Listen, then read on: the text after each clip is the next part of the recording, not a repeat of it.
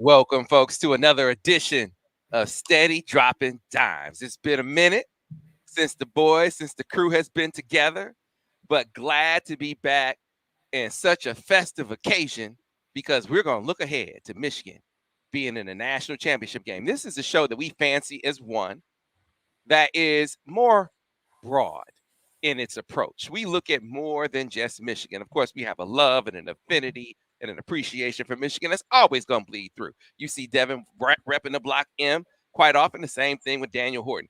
Two esteemed ball handlers at the University of Michigan. See. You see Daniel. Football and basketball handlers, man. Thank you for the clarification. All right, we just Come on, this how you Come on, man. Come on, man. I know you out there and you having a good time in LA. You still know, but come on, man. Hey, man. I didn't even tell y'all. LA is different. We went. I'm not going to even tell this. I'm not going to even tell this. We were across the street from Crypto Arena, and it was a Laker game. Some of the players went to the Laker game. They had an NIL deal to go to the Laker game. Ain't that something? The Laker game one night, Clipper game the next night, NIL take care of it all. But, man, they didn't go to watch the game because the Lakers, are they below 500 now? I mean, you aren't going to see a good game. When you go to Lakers game, you're going for the fun, for the show. For you go for the people watching. It was a lot to see. It was a lot to see. You can go to a Clippers game. They could be undefeated in the atmosphere, not as good as the Lakers game. Yeah. Right. So this series is brought to you by Destination Ann Arbor. I am pleased to inform you that the series and your response to it has been going so well that our friends at Destination Ann Arbor said, we back up. Like Stringer Bell said, you remember Stringer Bell said, hey, I want you to put the word out. We back up. We back up. We back up. Thanks to you and all of your support and our friends at Destination Ann Arbor, your tour guides to all things Ann Arbor, and a very innovative idea and approach to NIL come together with Destination Ann Arbor. How, might you ask, with a series called My Ann? Of course, we can do that. And you see with the My Ann Arbor series, the I Love Ann Arbor segment in this series, where we introduce you to different places in Ann Arbor. Well, they have taken it a step farther, and they have engaged student athletes in an NIL relationship to go out and take us and you to their favorite spots in Ann Arbor. And the first guy to do it, and we did this shoot. It was Don't give up catches Johnson. Yeah. Right before my brother went in the hospital was when we did this shoot. Right. So it sort of delayed the release a bit, but it's fitting. It's actually more timely to release it now. So we're going to preview that release today. Oops, I didn't mean to put Devin solo on the screen. I didn't mean to do that. Give me my time. I want my camera time. I will give you your time, man. I will give you your time because you came up in another video that I meant to release earlier, but family circumstances happen, and it kind of throws the timeline for a loop. But sometimes you fall up the stairs, right? Kind of like Notre Dame when Tommy Rees went to Alabama, how they fell up the stairs. Sometimes with the timing, although the circumstances weren't ideal with how it got to the timing, releasing these things now actually works out better. So we're going to preview for you today the My Ann Arbor shoot, where Will took us to 5 different destinations. And we're going to preview the one where we sat down at the Slurpin' Turtle, the sushi location here in Ann Arbor. So we'll preview that. We're also going to hear from his mom and Semaj's mom. I went to their toy drive and got down there and talked to Erica Morgan. And she said, tell Devin, my baby ain't crazy. Now, he had some tough times in the Rose Bowl, Devin. And so I think it's fitting that we start with, just kind of a broad brush, because we went in depth on the Rose Bowl on Monday Morning Quarterback. So I want to spend more time today kind of focusing on the look ahead to Washington. We'll also talk to Lions and how they got screwed and what their playoff scenarios look like. We'll talk about going on the Paul Finebaum show as well, because the fellas kind of give me the Man, business. you had Paul real civilized up there, man. Real civil. You know what I mean? He said, hold on, Sam in the building. I know he got Devin and Daniel like ready to be locked and loaded. I'm gonna have to be civil with him. And so you couldn't even get after him because he was acting all, nice. How we were gonna mix it up. He wasn't even about it. So yeah, it was a big letdown. But let's start with you, Daniel. We heard from Devin his take on the Rose Bowl. Just what did your takeaways from Michigan beating Alabama, out coaching Alabama, and making their way back to the national championship game? Man, it just shows where the program is coming since COVID, right? Just think about this. 3 years ago, who would have thought that we would have beat Alabama and not even play that well? Like I think there's a lot of room for improvement for what we saw the Wolverines put on display in that game, and they were still able to come out and win the game. I have a lot of people down here in the South coming up and saying, hey, that game might have been a blowout if Michigan special teams were on point, right? So it's one of those things where it's a beautiful thing where you can go out and win and learn those lessons and have things to improve on going into a national championship game. So it's not going to be one of those things where Michigan came out and, they blew Alabama out and they're going in on their high horse into the national championship game. No, they feel good, but I'm glad they were able to fight through some adversity and get over the hump per se. As far as playing against an SEC power and SEC champion, and just make it to the national championship game. I think they have some things that they need to clean up, and that's not necessarily a bad thing going into the national championship game. It kind of keeps them on their toes. So I know down here in the South, all the Michigan fans that I've seen, they all go blue and everybody's super excited, man. It's just beautiful to see, especially down here in SEC country. Yeah, Devin, you talked about it on MMQB, man, where you said, look, we aren't used to Michigan special teams. I got to turn myself up. We aren't used to Michigan special teams kind of putting them in the hole a little bit, having to overcome special teams. They've been so good, but in this game, they weren't good at all. No. Yeah, they were not good. And like you said, like even for years, right? Obviously, everybody remembers that punt for against Michigan State. But other than that, I can't remember a time of any instance where the special teams has been bad, where they made bad decisions, and it was flabbergasting. I couldn't believe it. I'm like, wait a minute, this is the one thing for sure I knew that Michigan was going to be good at no matter what, and they just weren't. And for them to be able to still pull it off, it's so impressive, and it made for an amazing Rose Bowl, right? A historic kind of Rose Bowl in the last year of the 14 playoff, and maybe I'm just gonna say it.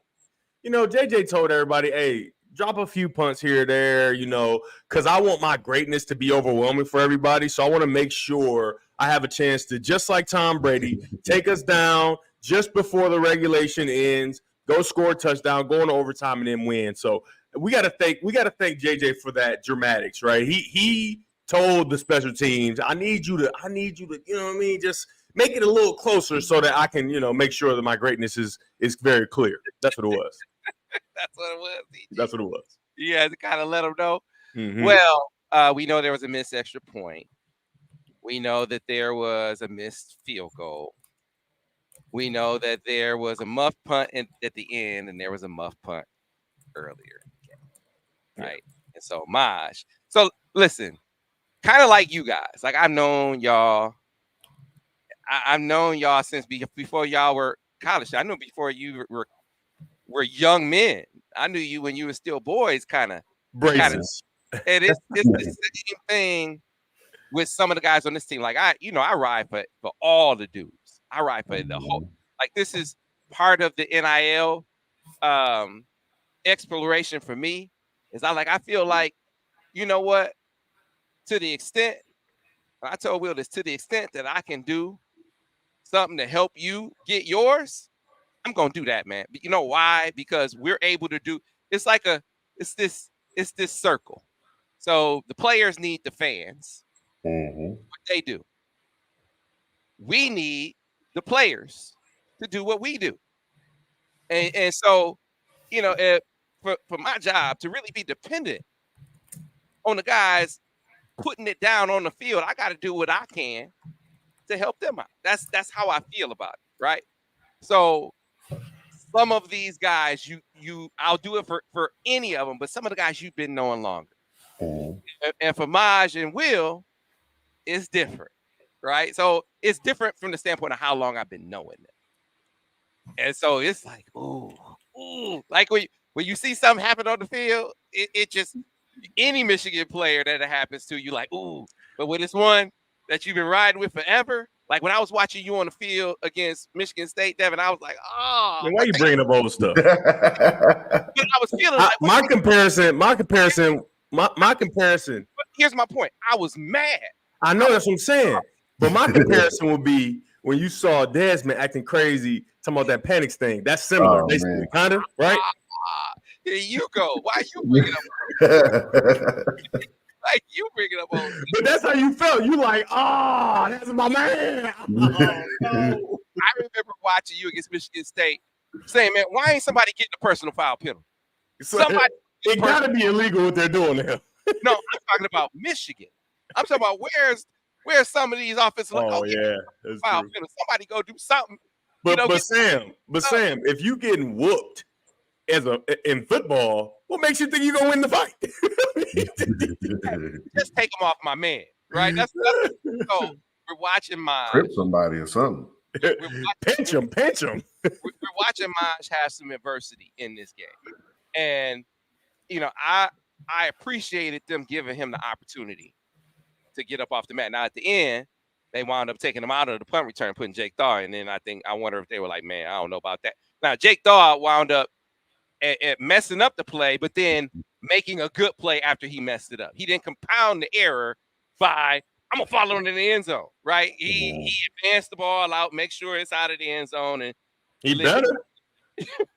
If he start a fire in his house, he needs to put it out. Devin, I'm not disagreeing with you. What I'm saying is in the fire. Hey, DG, you turn the ball over in basketball. Schools. Yeah, almost had to go WC3 or something. Hey, DG, you turn it over in basketball. You better be the first one back on defense. What are we doing? Wait, hold on, because you've been in the arena.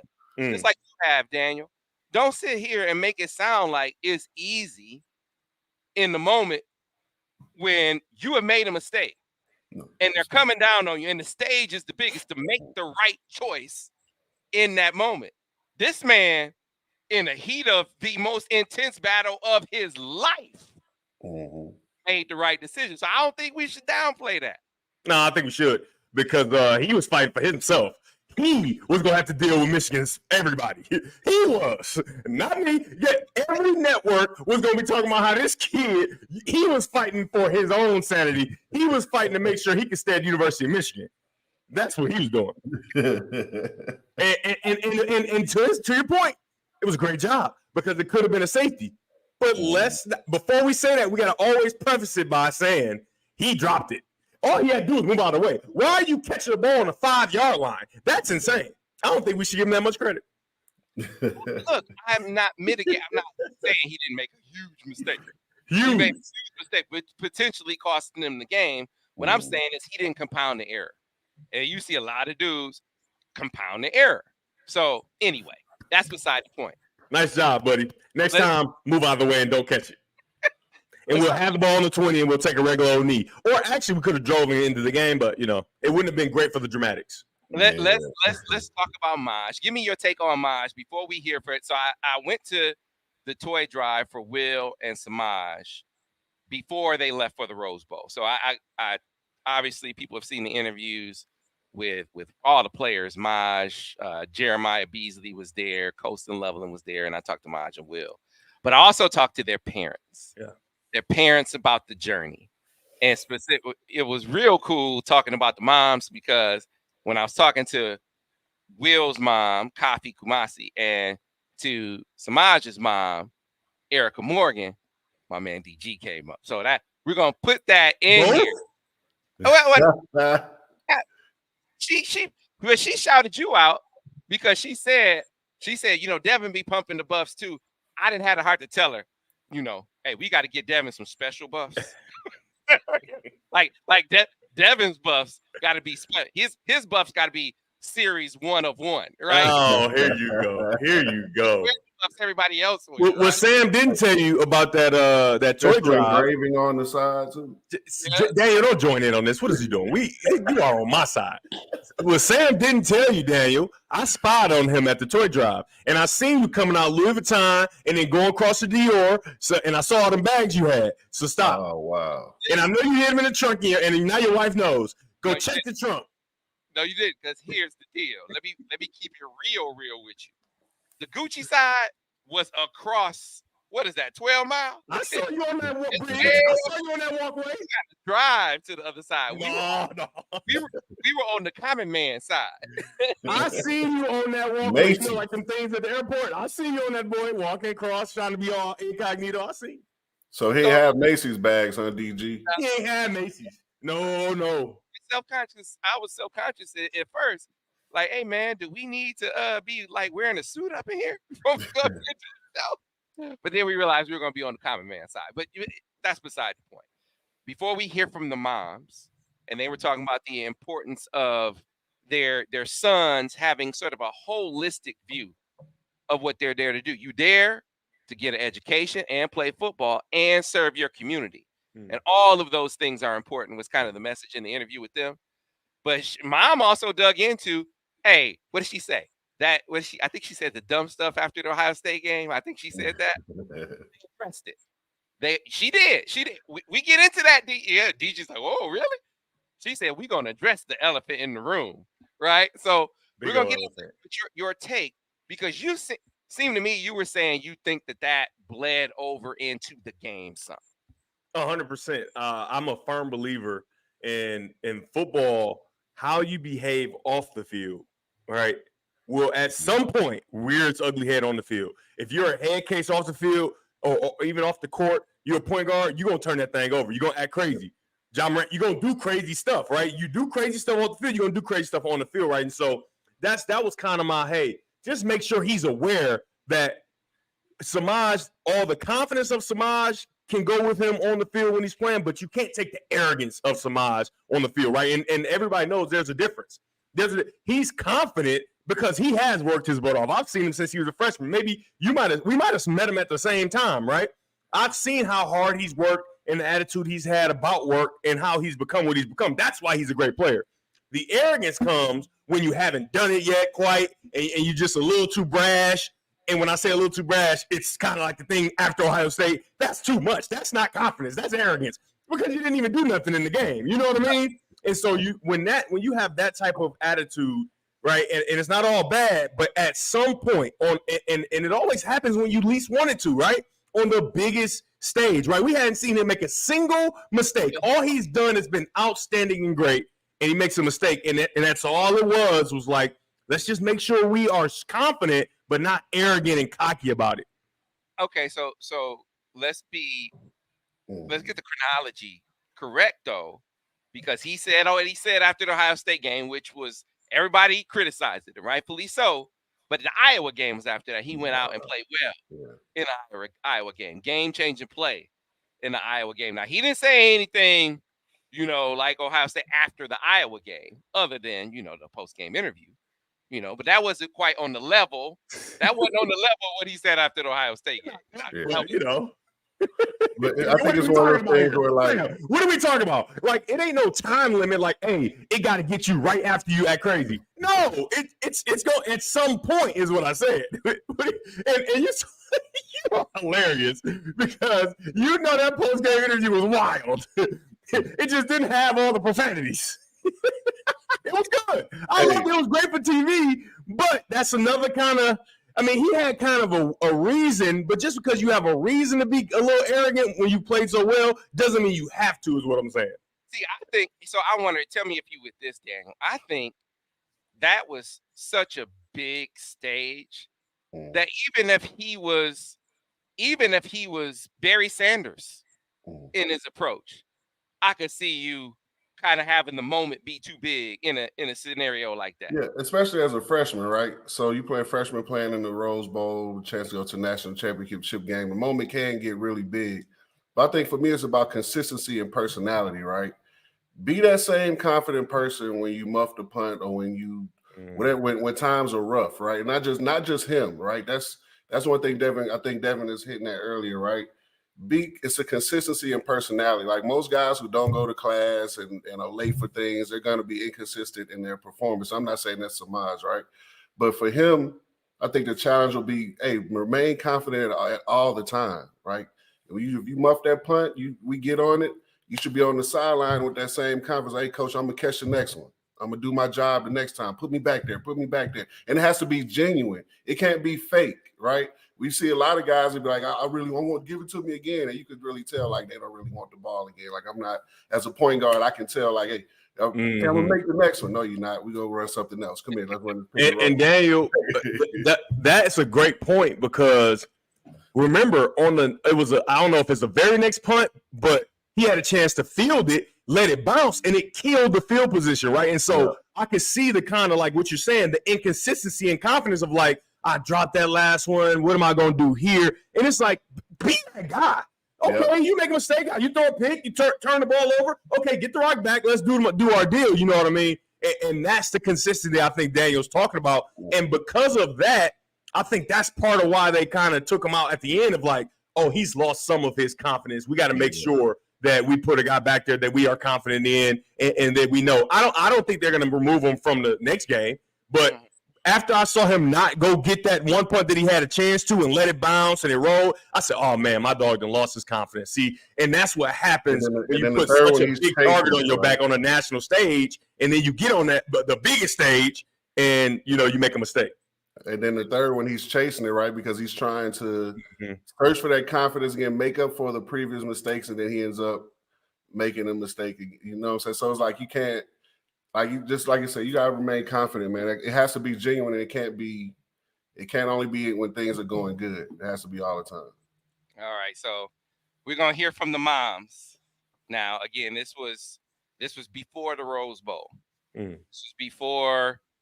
was before Christmas, as a matter of fact. They were at their toy drive, and so I pulled the moms aside and said, let's talk about your boys and how far they come. Will Johnson is an All-American as a sophomore, fellas. He's gone out and performed at an extremely high level against. You ain't said nothing. He hardly ever talked. Different personality. Do he even talk to the media? No, I'm not comparing. I'm just saying, do he even talk to the media? Because remember, I talked to him. I'm like, dude, I barely even knew what your voice sounded like. I still hardly know what your voice sounded like. Hey, man. See, but you gotta, if you talk to Will, like we talk to Will, like, man, he say the same things, same stuff Semaj say. He just say it. It's like nicer. Yeah, like nice. He said the same stuff. It's just, he ain't gonna. It's like, he put his pants on one leg at a time, bro. Like he not just he another guy, but hey, I'm I can play too. I'm also him. He is me. We is him. Yeah, so don't let the smooth taste fool you. Like Billy D would say, just because he got the Billy D approach. Hey man, he'll still give it to you. He is right? Billy D. That's funny. Because his voice all low. He don't really say too much, though. He funny, man. He's hilarious, and he don't even try. It's just that, like, how are you this good and you don't even hardly say nothing? Like, I want to even talk junk on the field, Hey man, he gives and so he's got a matchup coming up, which we'll have you break down. This is the moms talking about their boys, giving you their take on the Rose Bowl beforehand. That's another reason why to not play it beforehand, because they ain't say anything too brash, but they definitely projected some confidence heading into the game that might have, some people aren't comfortable when others project confidence. Well, here are Erica Morgan, Tafi Kumasi talking about their sons Semaj and Will at their toy drive and what they've done this year. And so I'm gonna go ahead and put the 3 box up, and then we are gonna go ahead now and share them at the toy drive. I love technology and how this works. So let's maximize this screen. Here we go. With the buffs. Tell me, can y'all hear it? I thought that was you laughing right now. Yeah, you can't make me laugh while we're doing this. So we're with the ladies that made all this happen. This could not happen without the moms. You gotta understand that when I talked to Will and I said, Will, I mean, who's making it go for you? He said, my mama. And you know, Maj always say, oh, my mama, right? Right? So you know we gotta get Erica Morgan on. So we're gonna start with you. All right, so Erica, I talk to my man Devin Gardner all the time. Yeah. And I say, Devin, can you just let Maj be him? Just let him be him. Because I said, Erica Morgan said, my baby ain't crazy, right? It's not. No, my baby is not crazy. I love Devin. I actually been watching Devin do commentating on Semaj since high school. We love him. But I will say my baby is not crazy. Now he is edgy. He's an edgy little kid with fighting heart. So that's what you pretty much see when you see him playing on the field. But he comes from parents that love him, that we're a little edgy too. I'm from east side of Detroit, Mac and B Wick preferably, area of Gratiot. But you know what? I'm also poised as well. So I love my heritage or where I came from. My kid love where his parents came from. So what you see is just that love, that fire and who he is. Mama. Oh, my mama. That's my sweetie pie. So yeah, so I know Devin does it all in love. We love him. Yeah. We love you. I mean, you guys do an amazing job commentating. So it's all in love. But yeah, he's not crazy, but he gonna be crazy out on that field. That's right. That's right. what we've been seeing this season. All right, so Coffee, listen. I broadened my palate last night. Oh, yes, that was fun. And I actually woke up this morning. So I thought maybe it might be some issues, but it was good. I actually experienced sushi, and it was a good sushi experience. Thanks to you and your son broadening our horizons. That's a lot of what college is about, right? Exactly. And actually, Will, to his credit, he put me up on that restaurant. So we got to give credit to Will and to you guys first. That was such a nice event you put together. The Ann Arbor tour, Golden Limousine, Puffer Reds, Slurping Turtle, the golfing outing. Yeah. And this man is a master coordinator and marketer. But yes, so we appreciate that. But yeah, William put us up on that. Okay. All right. So, but ladies, this is something different than, a business venture for them, which is we want to see all these kids be able to get ahead, be able to maximize this opportunity that they have while they're in college to make money off their name, image, and likeness. But they are doing this for them. They're out giving back to the community. What about that? Yeah, I love that. You have to have a heart to give back to your community when it comes to giving back to your community, like especially in the city of Detroit. You want to be able to give back. Semaj and Will, I believe, they've both given back through Sound Mind, Sound Body. Coach Curtis Blackwell will have them come wrap gifts, give gifts to the community. So it wasn't just about them. You may have a gift to play, but you always got to remember the gift that you have. Everybody don't have a gift like that at Christmas time. So being able to get gifts for kids that don't have is a beautiful thing. And I love that my son has a heart for it. Will does too. So we're loving these boys for giving back to their community. Yeah, it was very important. I could tell, Will, when I first talked to him, are you coming to my toy drive? It was like, that's first. Like, if you come to that, we could do everything else, right? So keeping the main thing. That's right. And he's a God-fearing young man, and that's been a point of pride for me. But some people ask me how's he taking all of this in, and honestly, I mean, if you see Will, he's the first one to acknowledge his fans after the games, and the first one to want to give that kid some attention. So I'm most proud of that, and this is the extension of that in terms of giving the toy drive together. And this was Semaj's dad idea, and Dion, Will's dad. We were going to give away coats through the Detroit Titans, and so them coming together on this was a natural fit. So we're excited. Yeah, I feel like toys are a necessity at Christmas time, but you're meeting other needs too. So we were talking to Semaj Senior about it. He said, we're doing things like, families who can't afford high-speed internet, we're giving away vouchers for that, kind of taking it to another level. That's true. Comcast had actually partnered with Semaj earlier this year when he did the Mother's Day thing, in which he gave mothers that had lost children to gun violence. And they partner with us at that time. So they're also partnering with us to be able to give bags to the families in the city of Detroit. I think it's $9 a month that they will pay at a minimum cost. And they're just giving back to their community too through sewing to Semaj organization, Semaj Morgan Foundation. So we are always giving back. Yeah, that is a big deal. And it really seems like, these are guys who would have done it anyway. But I feel like being on a team of like-minded guys that are doing this is a big deal too. It really is. You saw what happened last week at Somerset. Blake, all the teammates that showed up. We had Colson Loveland here today supporting Will. I think some other guys are here. It's just been great. And if you, mom's always got to put a plug in for Will's line because Colson took a picture with the buffs on. So I said, if you all want to have a pair of buffs, you got to go to will2johnson.com. Somebody came here and asked about them, Sam. I'm just saying, they asked about them, Sam. They said, where's the buffs at? I said, you got to go to will2johnson.com. Hey, listen, that's how you do. Hey, look, where I come from, somebody wanted to put a tape out. They were selling out the trunk. And then calling up saying, hey, tell them where I'm going to be. I'm going to be on the corner. Come over and get it out. That's how you do it. Running joke. Dion comes up to me. That's Will's dad. And he says, every day I'm hustling. So that's the master me. I'm ready to sell buffs wherever you go. So I stay ready. I've seen coffee. And like, oh, wait a minute, y'all want some buffs? Hold up. Let me get my backpack out. Oh, no. Here's your buffs. We walked up. So Coffee, this is a true story. She said, y'all got that pregame tailgate, right? She said, you think y'all want some buffs up there? So it's a crew. We got a set. It's me and Ira and Steve, and we got another guy, Goose, on there. So I'm thinking Coffee's gonna bring the set some buffs. Oh, she brought the set some buffs. She brought the whole tailgate some buffs. She had a whole pop-up where she was selling the buffs in the tent. That's what I'm talking. I was like, you know what? I didn't even think about that, but I was like, that is how you do it. But that's how you support your child. I mean, we gave birth to them, and I thank God for it. But that's what you call backing your child, supporting your child, not just in football, but in every area of his life, as well as sowing back into the community. She show up, and I'm that mama too. I will show up for my baby too, whatever it is. He have what you call a 12-month give back program through his organization, which he gives back at least one time per month for any organization, whether it's moms that have lost their children to gun violence. He's going to have his next thing he has coming up is reading month with Maj, in which he's going to be reading, talking about what he deals with, his struggles with ADHD. Not a lot of people talk about mental health.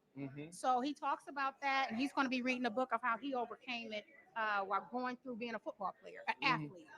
So, giving back to the community, having your moms back you, because we're going to be there no matter what. Because when everybody gone, it's the mamas and the daddies that's there. So they're tonight at the Big Ten. Well, their banquet is at tonight. And what I'll be most proud of, Will gets on that all big academic because he has above a 3.0 this semester. So I don't know how that works. That's what'll make you cry. What made Dion cried when he got All-American. Like, he didn't say that on the camera, but Will told me he cried. He cried over his baby being an All-American. So that's big time. So ladies, there's a big game coming. Now, listen, we're not giving any bulletin board material. Okay. So let's stipulate. Like I told Maj before we came on, I said, Maj, this is for everybody. Bullet, yeah. I want to give the opposing team. Yeah, we can't be. I don't know what they got. Listen. We can't go so hard in the paint. We gotta keep it a little light. We can't go full Maj. We gotta go half Maj on this. All right.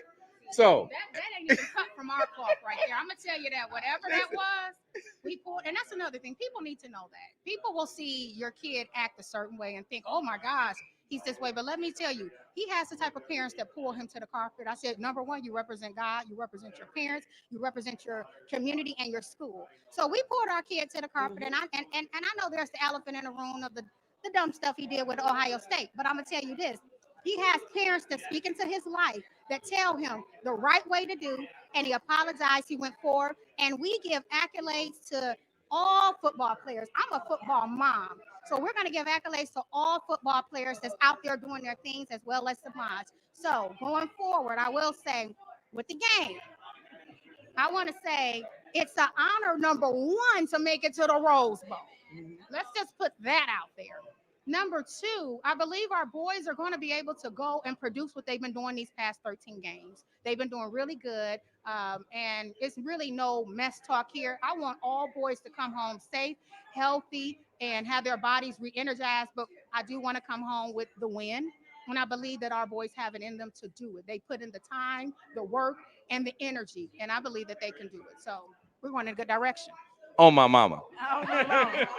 Hey, I'll echo that and just say that it's something special about this team. We all feel it. I think it's our time. I know it's our time. Glory to God. And it's going to be exciting in the Rose Bowl. I look at what's happening with the Lions, what's happening with Michigan. It's just our time. So, I'm looking forward to going to Cali and supporting our boys and go blue. It's these ladies' time. I know. Listen, the daddies, we get it. They front center because it's football. Mama's making it happen. So congratulations, lady. These ladies get it done. Absolutely. I knew I love Mama Morgan. I knew I love Mama Morgan. I'm from Van Dyke and Harper. Come play with me on the East. And look how civilized I am. Well, Sam knew. Sam knew I was, but I'm real civilized now. People be tripping. Like, they don't know. And I know Mama Morgan, like, we on that same type of deal, but we put that good foot forward and we civilized and it's good. Yeah, that's what we trying to get Maj on. And Maj, come on, just put that civilized foot forward. Right. Then when you get on the field, everybody, it's great. That was great. That was round of applause. I mean, that was awesome. That was awesome. You muted, Sam. Sam, you just wasted all that because you're muted. You just wasted all of that. You just wasted everything you just said because you're muted. I said Mama Morgan is in the building. Mama Morgan in the building. Mama Morgan, we from that East.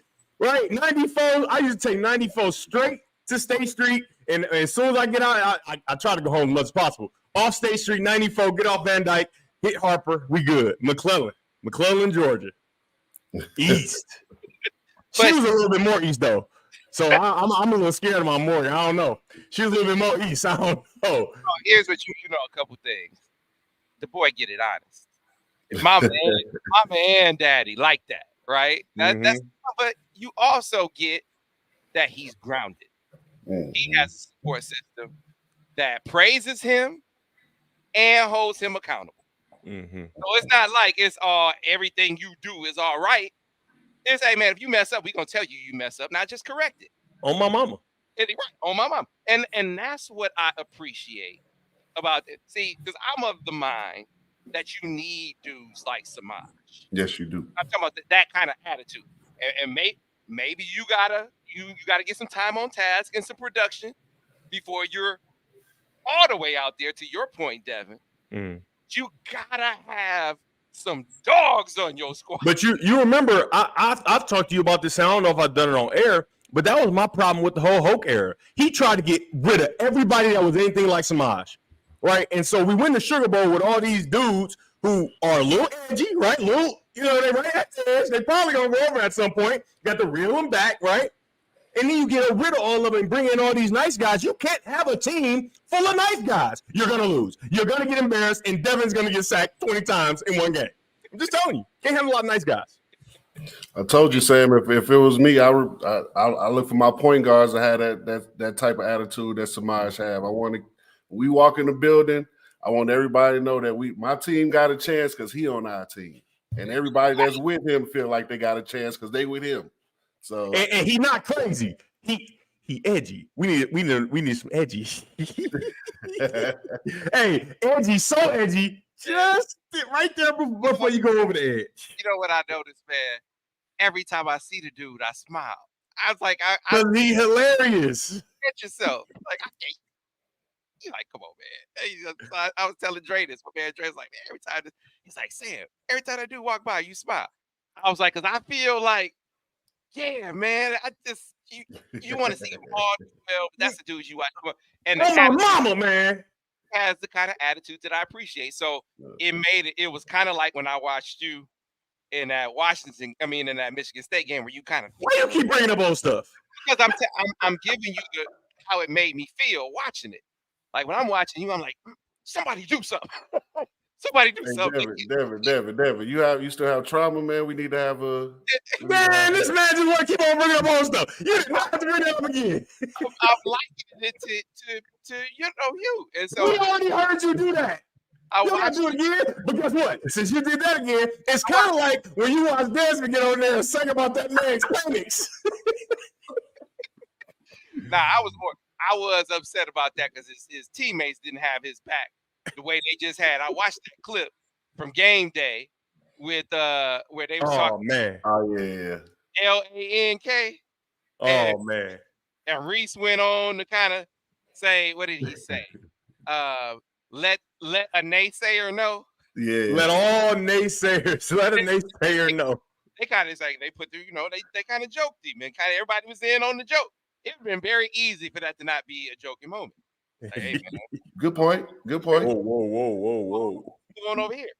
But when Joey Ballard say, I thought it was about to go down. Wow, yeah. when Desmond did his thing, everybody acting like the FCC about to. It's like, come on, man. Yeah. How come y'all couldn't do Desmond? Like, but that's just my side. That's how I felt about it. But Sam, I will say, talking about a naysayer is totally different than talking about a appendix. A appendix. Yeah, so Get off Desmond. Can we get off Desmond? Can we please get off Desmond? Hey, we off, man. We good. Trying to commit at the moment. Let that man be all right. You need as much Michigan representation, Devin and Desmond and Charles, because man, you go into the Rose Bowl, and it was like, why is Michigan even here? They can't block these dudes. They're not fast enough to play with these. It's the SEC. They had JJ, man. One dude, JJ, man, just got to, he's more of a game manager. I'm like, man, wow, have these dudes even watched Michigan, Devin? And so here's the thing. You know how I know it's different? Because now CBS pregame in the national championship, I'm doing an on-field hit with CBS. Of course. Then pregame national championship, in the hour leading up to the game, I'm doing pregame with ESPN. Of course. And what I can tell is, okay, clearly, all right, now it's like let's get somebody who's actually watched. Because we don't know nothing about them, because we didn't think they was going to be here. Yep, that's exactly what it is. Sam, are you available? Yeah.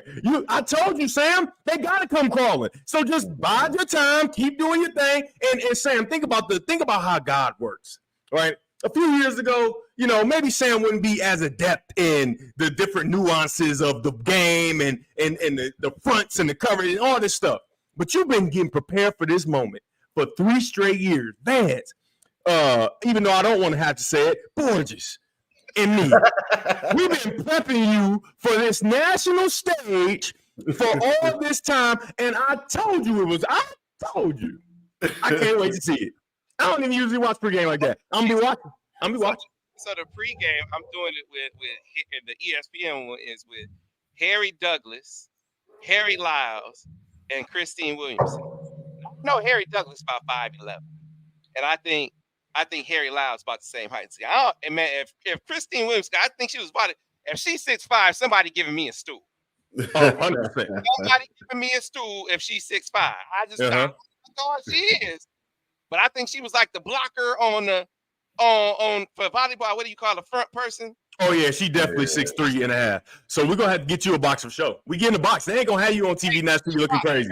Because that's what they're trying to do. Because they need you, but they also don't want to have to need you. So it's like, let's try to diminish them in some way. Nah, get me a box and we on there and we shooting this thing wedged up. ABG. If guys like Brian Windhorst and other guys can get on covering one athlete, right? Sam can make it cover Michigan, man. Hey, Skip Bayless just hated on LeBron and loved Jordan, and this man became, you know what I mean? Why can't we? Hey, what was my Stephen A with the Kwame Brown and hating the Cowboys? You know what I mean? She's 6'1". I could do that. All right, that's cool. See, I don't know, but woman 6'1" is so much taller than guy 6'1". Hill, she really gonna be like 6'4", 6'5". On the field though, it's field. Yeah, it's most important. They be being cute, You sink down in the field when you do that. Nah, this turf. I don't think so, man. All right, well, first of all, yeah, hey fellas, I'm not nervous. I know Sam ain't nervous. No, I know what I'm talking about. Hey Sam, you know what you should wear? You should wear them shoes that remember on I'm Gonna Get You Sucker when he had the fish swimming in them. Right? You should get shoes with swimming fish tanks underneath, and that'd be cool. You talking about Huggy Bear? Yeah, Huggy Bear. Yeah. Hey man, I was tripping out when I saw him. When I was in Michigan, that was Justin Fargas' junior year, and I saw his dad in the Union. I said, "Huggy Bear." He's like, "Come on, man. That was like 1970 something." I know you probably surprised I even know that movie. You like, wait, what do you know about that? What do you know? I love I'm gonna go just like I'm probably gonna watch that after we get done here. Yeah, so we're gonna get into this preview of Washington coming up. But I went on the Paul Finebaum show. Yes, you did. That was the first one, right? So they said, got your number. Would you come on Paul? I heard from a couple different ESPN guys. I said, absolutely. And I had some Michigan fans like, why would you go on Paul's show? Why wouldn't I go on Paul's show? They're just crazy. Just crazy. What they talking about? I was like, look at how bad he's talking about Michigan. That's the reason to go on. Yep. Right? Isn't that why you should go on? So to challenge some ideas. So that's what I thought it was going to be, fellas, and it wound up not being that. It wound up being real civil. I couldn't believe it. I was disappointed. I was a little disappointed in you, but not really, because he just came so different. He didn't come with that venom. He said he must have knew what time it was. He must have knew that Sam had been prepared for 3 straight years. He got real football knowledge. Paul Finebaum, don't know him. I don't know about his football acumen as far as like the nuances and inside of what football is and what happens on the field. But I know one person that do, Sam. And don't come at him with no garbage of just national, throw that out there, because he going to debunk it. Right? Sam was going to debunk it on your show, and you're going to be looking crazy, and I think he knew it. Hey, he disarmed Sam with kindness. Sam was ready to become a fire-breathing dragon, and Paul Finebaum came in complimentary and super respectful. Love your shows. You've done a great job. Yeah, Sam was like, What? Right. Hey, Daniel, Sam always talking about how proud he is of us. Look at Sam. I told you he the big time. We actually might not be able to do this show no more because Sam gonna be too busy. He's gonna be done with us. No, that ain't true. Hey, Devin, I remember I came on my unofficial visit 20 years ago, and Sam was standing outside of Chrysler waiting. I was like, man, who is this guy, man? He done put it on all these years. And my boy National. Hold on, I gotta go. All right, I'm back. My boy National. Hey, man, but it kind of threw me for a second because it kind of had a slant with Paul, because I've never seen Paul be like that. But he was reasonable. Yeah. And so I adapted. I said, okay, so this is gonna be we're not gonna tussle. So we're not gonna fight? Let's do that. And it wound up being like a real interview. And I actually think I said something that backed up one of his points. I guess he had been giving it to Alabama people for Jalen Milroe. Like, yeah, maybe old boy O'Brien told him he sucked, but this staff just benched him. Right. Like, you think for somebody who we look at as a scrub. Right. I guess they have been giving Paul the business about, this is part of Nick Saban's plan, and this is how he got him ready. And he saw it all along. Man, hell, there's no way. Because DG, we talked about it on MMQB. They got thrown for a loop in that game. They got so badly out. It was ridiculous, man. I mean, the thing is like, it was a couple years ago that it started. The playing field has been leveled, man. And I don't want to say this and it seemed like I'm saying Nick Saban is not the great coach he is. However, when you got the best players in the country year after year, and even the backups to those great players are still better players than everybody else, of course you're gonna dominate and beat everybody, man. And the thing is, maybe at the beginning he was, the coach, maybe he's relaxed a little bit, right? Because he don't have all those best players anymore, and he got circles coached around him. Hey man, this is my wife on the screen. I love my wife, man. Oh, my mama family ain't gonna be able to do it. I would ever, you know what? And I was thinking that I told her yesterday. So I did the CBS thing, and it delayed the whole time. I had to move my trip because I needed to do a hit with the Washington guy. So to make it all line up, I just moved my flight down an extra day. And so flying out of Long Beach, never flying to LAX when you can fly into Long Beach, little word to the Y. And so I take the Uber over to, because I'm not like Devin. I take the Uber to Here we go. Here we go with the propaganda. I have a chance to call my man Sean Duvall to get me a golden limo vehicle over to the Long Beach Marriott. I get over to the Long Beach Marriott. It's a sign on the door saying the hotel is closed. In my life, seen a hotel be closed. We'll open back up at 3:00. It's kind of like going to Kentucky Fried. You go to Kentucky Fried Chicken, they say, I'm out of chicken. And we'll have some at 3:00. Right. Only in the hood. Only in the hood. Like you go to the chicken spot, the KFC in the suburbs, they always got chicken. You go to the KFC in Flint or Detroit, they always running out of damn chicken. Only in the hood, right? So, Sam, my question is, why are you going to KFC? KFC is garbage. What are we talking about here? That second recipe is terrible. But here's my point. I get up to the door and the hotel is closed. We'll open up at check-in time. My wife saw it, and I'm thinking to myself, man, that's some hood stuff. Except I didn't say hood stuff, right? I called my wife on the phone, and I said, the hotel is closed. She said, closed? How the hotel be closed? She said, where you at? I said, in Long Beach. She said, oh, that's some hood stuff. First of all, Sam, with your level of importance and resource, why are you in Long Beach? I thought he was going to be at the Ritz for sure. At the Long Beach Airport. You don't want to fly out of LAX, man. I'm just telling you, you got the option. Daniel never fly LAX unless you just want to people watch, like going to a Lakers game. That's the best part about flying travel. Sam, let me tell you, Sam, I've flown into LAX every single time I've ever gone to California or LA, and I'm fine. I get right on the little shuttle, take me to my car, get the car, I'll be out. Well, when you fly first class everywhere, and you have rose. Okay. We don't need to do rose petals at his feet. Right, and you have a chariot pick you up.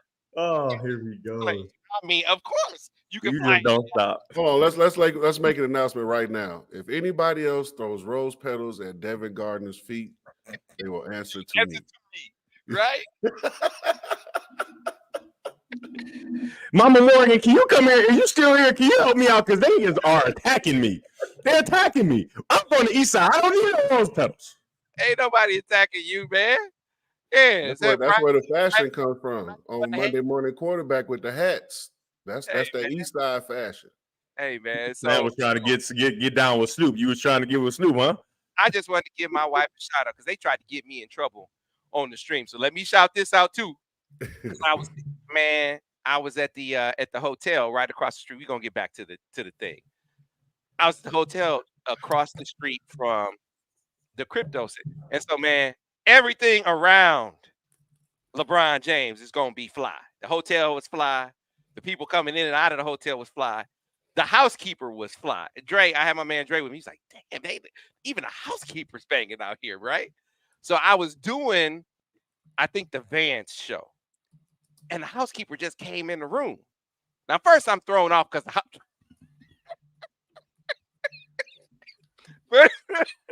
first I'm thrown off because the housekeeper just came in the room, number one, while I'm shooting.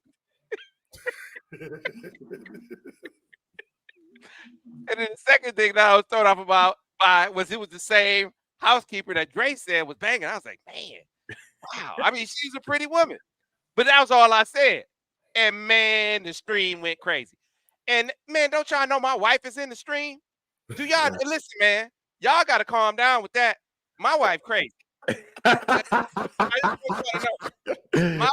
yes it is. Yes it is. Hey, man, I got a text about that. Off of y'all in the stream. That's right. I got a text. See, my wife is the type that will watch a show and somebody on the screen do something, and then she look at me and you gotta answer for you better not do it. It got to do with me. So she said, hold on, let me pull it up. Your wife from Flint too? My wife from Flint too. Of course. And she said, where is it at? I gotta find it on here. And she said, you better remind your fans your wife from Flint too, and you not stupid. See? Look, I see Come on, man. What? Why? And just so you know, I'm not making it up. Hold on. She said I'm from Flint. I told you. Can y'all see that? Yes, we You can. better remind you better remind your fans your wife is from Flint. You ain't stupid. I was like, come on, man. I ain't doing nothing. That's them. That's them. So listen, folks. I love her. I love her to death. Boy, stop trying to get me in trouble. The woman walked in the room. I didn't know she was coming in the room. She happened to be a pretty woman that made me double take, and that was it. That was it. Nothing else. Hey, next time it better be one take, Sam. You take once. Ain't no double takes now. One take. Just one. Hey, does that mean we're not having the other lady on the show? One of them. Steve Horn. He was another one. He had it. Yeah, all y'all. Steve say, I apologize on my mama. He apologized. So you know the real. Hey, DG. So I guess that means we won't be having the lady Stephen A. proposition on the show. Oh no, that might be out. That might be out. That might be out. Sam already, you know, that all these chat people that messed it up. Sam can't bring her on here. All right, let's get back down to business. Okay. We got Michigan in the national championship game. And fellas, this is not just your regular, ordinary, run-of-the-mill opponent. Washington and offensively, and shout out to my man, Big Court. Courtney Morgan is my dude. That's crazy, ain't it? That's crazy. Courtney Morgan is my guy. Like, I go back with Court to college. I remember Court had a class with my wife. He's like, hey, is Courtney back in Michigan? Yeah, I go back with Court. So I'm happy for him. I'm happy that he found like he was a Kalen DeBoer guy. That's how the interview that I did with Kalen DeBoer about 4 or 5 years ago, Court got that interview for me. I just think Kalen DeBoer is an outstanding coach and an outstanding dude. So I'm happy for them that they made it to this point. But that's where it is. All right, so Court, you watch this. Y'all the enemy right now. Court still texts. He say, hey, man, the Michigan fans, they thanking me for Mason Graham. Y'all know that Michigan only has Mason Graham because of Courtney Morgan. Y'all know that, right? If you didn't know, let me let y'all know right now. Courtney Morgan is responsible for Mason Graham being at Michigan. Give that man his flowers for that. Because Mason Graham's first-round draft pick. Y'all see that man balling out there? Mason Graham is that dude. And how old is Mason Graham? I mean, 20? I'm saying, like, what year? Sophomore. Oh, sophomore. Man, that's crazy. Right.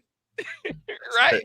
Hey, because, you know, he won MVP, defensive MVP quickly. He won defensive MVP, but he only had 4 tackles. But everybody you got to look deeper. Because all those bad snaps that kind of helped us out and kind of leveled the playing field with our special teams ineptitude, those bad snaps, which actually reared his ugly head on the last play of the game, it's because that he was whooping that center's butt all game.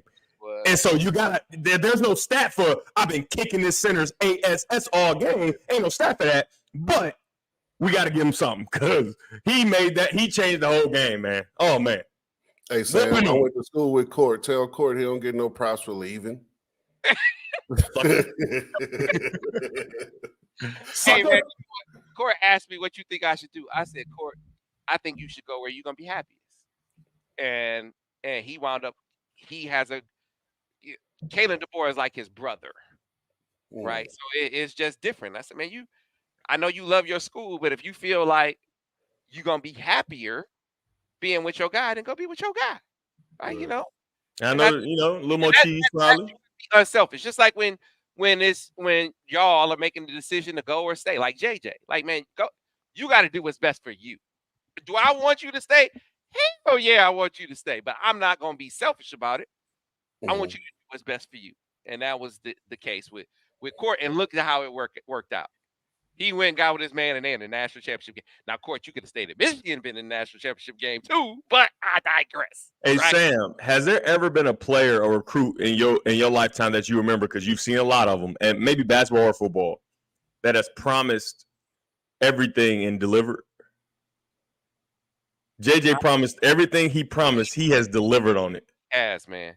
And obviously, national championship is on the horizon, and he would have to win that for all the promises to come true. But everything he promised, he's delivered to University of Michigan, man. He's immortal as far as Ann Arbor is concerned forever, right? If he wins the national championship, he's definitely immortal. But I think he's already pretty immortal now. But it's super impressive. It's almost like how everybody expected LeBron to be the chosen one, and then he surpassed everything. See, here's the difference, though. When LeBron fulfilled the promise that everyone had seen it, like this could be the next Jordan. They had thrown the next Jordan on a lot of dudes that didn't deserve it. Remember, Harold Miner was baby Jordan. Remember, J.R. Ryder was going to be the next Jordan. Then you saw, he's like, come on, man. I don't like Michael Jordan. I was even offended. Like, please stop it. Stop. This is not the next Michael Jordan. Are you kidding me? Stop it. Maybe the next Sam Bowie. Like, stop it, man. But LeBron lived up to the hype. And everybody recognized that he lived up to the hype. He's one of the greatest of all time. JJ, now granted, he hasn't won a national championship. He has not won a Heisman or anything like, but for him, it's collective goals anyway. He never promised himself to. He never promised that he would win a Heisman for the University of Michigan. But here's why I bring it up. You step into this game and they're acting like I give Michael Penix his credit, but they're acting like he's just this amazing dude, and JJ just a guy. He just a game manager. And I'm like, man, this is, while it's about the team, this is an opportunity to kind of show, and this is not his focus, but this is kind of an opportunity to show, hey, man, this dude over here is special too. Against that defense, man, I think JJ, especially knocking the rust off, because I think there was some rust against Alabama, knocking that off and come back next week, man, I think he is going to light it up. And with the opportunities that he has, knowing that Michigan is going to run the football a healthy amount too. Yeah, I agree. I agree wholeheartedly. And I like to be kind of not in the middle, but I like to be empathetic of other people's, how do you think like that? Why do you think like that? And it's just like, well, what Michigan has presented because of their style of play and because he's selfless, right? Not to say that other quarterbacks aren't selfless, right? They just, whatever. That's what they've seen, right? They've seen, he just must be a game manager. They haven't dove into the film to watch all the little small intricacies that he's given to this team that has helped the team, and they're huge, right? They're huge things, but you don't see them on the stat sheet, and you don't see them, you know what I mean? And so for Michael Penix, yeah, of course. He, for sure, everything is visual. You can see how important he is to his team. And for JJ, it's not really all going to come out until they win a national championship, and then they go back and look at all these Monday morning quarterbacks and breakdowns, and they see, wait a minute. He was so much more important than we led on and that we believed. And obviously he's going to be able to do all the talent stuff, right? He's going to, if they need him to make play, like everybody don't know, we know, if they need him to throw the ball 40 times a game, he can go do that and win the game, right? But they just haven't needed him to do that, and it's not how they play football all the time, right? And so if that has to happen, I want them to stack the box, and we don't gain a yard. I love Blake. Blake you've done everything you need to do. We don't need no more. I hope that they stack the box and it forces Michigan to let him throw the ball 40 times. And now we got a duel between these two quarterbacks. I think it's going to be an amazing show. Yeah, man. I got to remember that when I'm looking at, you know too much. Yeah, I've known this dude since he was a sophomore in high school. So it's like, you know how he ticks, you know how he moves, you know how he thinks. Like, he had to come out yesterday and explain what he meant by everybody steal signs. He wasn't talking about everybody steal signs so we steal them too. He was talking about everybody steal signs so we got to do what we got to do to protect what we. And frankly, I'm tired of the discussion. I can't believe we're still doing the sign thing. That's what I said. We just beat Alabama and played terrible. And they spoke out about how, yeah, man, we don't even watch film because of the signs. They were stealing signs, so we can't watch. Shut your mouth. Shut up. Just shut up. You sound dumb. They got punched in it, so they shut up. Yeah, they get real quiet now in Tuscaloosa. Ain't nothing to do now. Damn. Yeah. Imagine having to go back to Tuscaloosa when football's over. I wanna cut the players some slack. Now Nick kind of leaned into it. He did? He did. He did and he didn't. The question came, it was the last question number one of that press conference, where it was a Bama guy, and he said, at least he came off as or an SEC guy, one of them. He said, "Yeah, are you concerned? How are you concerned about? What's your thoughts on the sign stealing? Are you concerned, and have you got to change things about how you're preparing for this game? Like, how are you handling that?" And Nick said, "Well, we aren't really concerned about it. I am concerned about the integrity of the game. Why you got to throw that in there, Nick?" Yeah. He's good at that. Man, Bama been paying players forever. He just hired a Michigan coach. You telling me that? Why you ain't hire him early in the season? Why are you just now hiring this Michigan coach? Stop with the integrity garbage. Please stop. I'll get into this on the MichiganInsider.com. I got a lot of things. That's not the only Michigan coach he tried to hire. It's like, come on, man, stop it. But it was the last question. Typically, at those press conferences, man, I just feel like the questions that's being asked is I can't do it. And Nick Saban is a king at like saying what you want him to say without saying it right, like double speak. Like Rick James, like they asked Rick James, and you remember grinding his feet on Eddie Murphy's couch. He said no at first. He was like, "Yeah, I remember grinding my feet." That's pretty much what Nick Saban does. Like they asked Nick Saban the question, and he's like, "I don't think it affects the integrity of the game, but I am concerned about the integrity of the game, and I think that we have to take all these precautions to make sure that we blah blah blah." Like, cocaine is a hell of a drug. Just say you from what you've seen on film from Michigan so far, you're nervous about the challenges they present. So you're trying to take every precaution necessary to cover every base possible. That way you can make sure that your team is prepared.